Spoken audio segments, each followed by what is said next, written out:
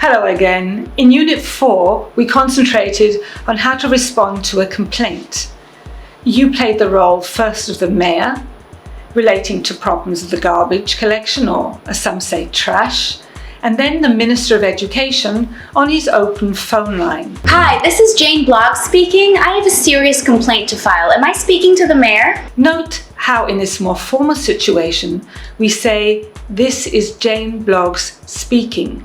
We use both names and this format. When we want to complain in a more formal situation, we have a range of verbs to choose from.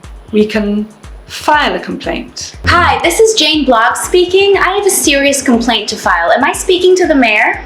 And later on in this scenario, you will hear Jane say, Well, actually, I want to register a complaint. I wish to lodge a complaint.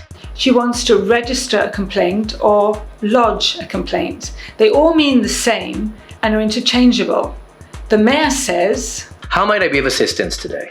look at the use of the modal might. This is a more formal use. We can see formality on a continuum, going from informal, What can I do for you today? which is much less formal, to, How might I be of assistance today? again, the formal, polite would, which could be abbreviated to I'd. Well, I would like to invite you to our neighborhood at 8 a.m. on Mondays, Wednesdays, or Fridays. At 8 a.m., I'm still in my pajamas. What's the occasion? I'd be delighted. Notice the phrase, I'd be delighted. He could have just said, it will be lovely, or yes, I'd love to come. But the phrase, I'd be delighted, is more formal and shows that you're happy to do something.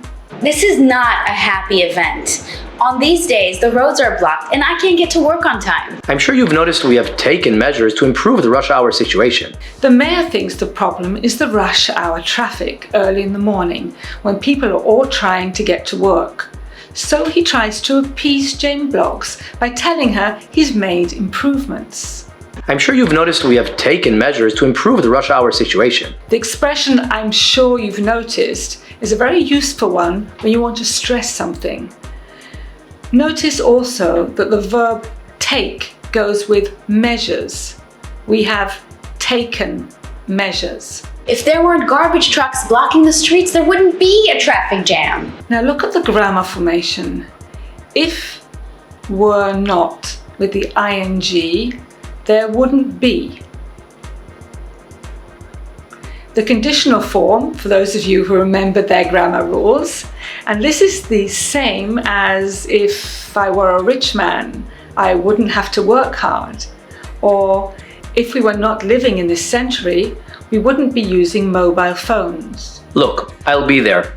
Next Wednesday, bright and early. But I do have one crucial requirement. Notice the use of the expression bright and early. And the word crucial is a good alternative to important.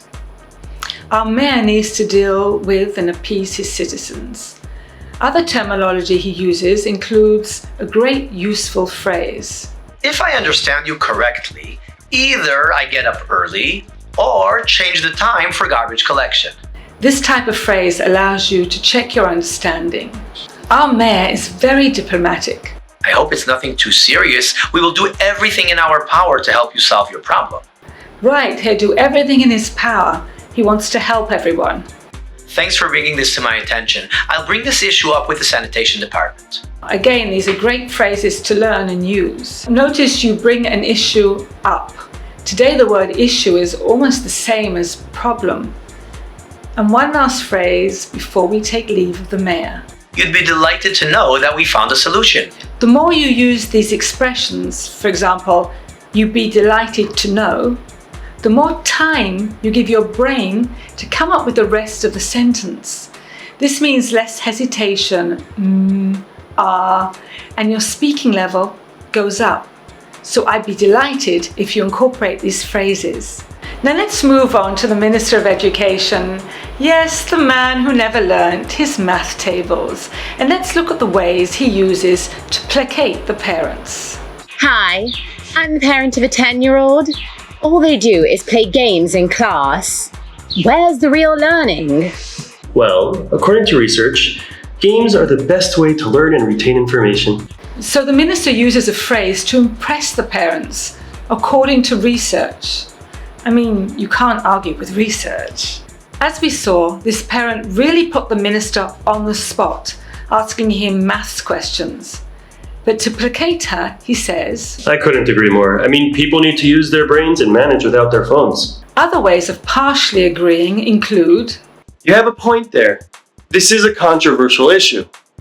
I feel that a small amount can be helpful. This doesn't sound acceptable. Teachers need to walk a fine line. Can you explain the situation? As you can see, all attempts are made not to get into an argument. I would like to clarify our new policy. This is a great opening phrase before you state your policy or point of view.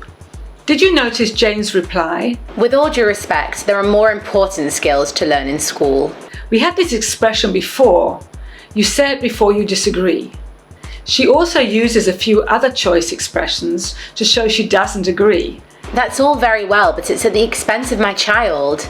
Most of the time in English we agree, as in this case, but then comes the important word, but.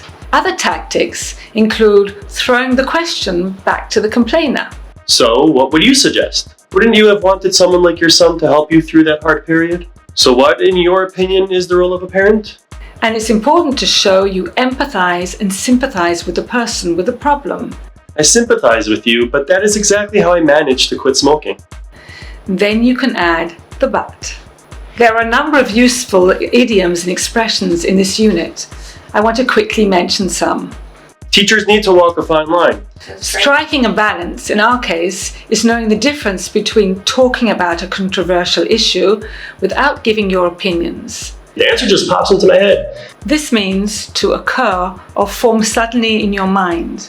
Obviously, this is not true for the mayor because he needs his calculator for the answer to pop into his mind. Finally, a minister on my wavelength. If you're on someone's wavelength, as with the radio, you connect, you have a similar understanding about something. And one more useful expression. It's all in a day's work. This means that although the task isn't easy, you're pleased to do it. It's all part of your job.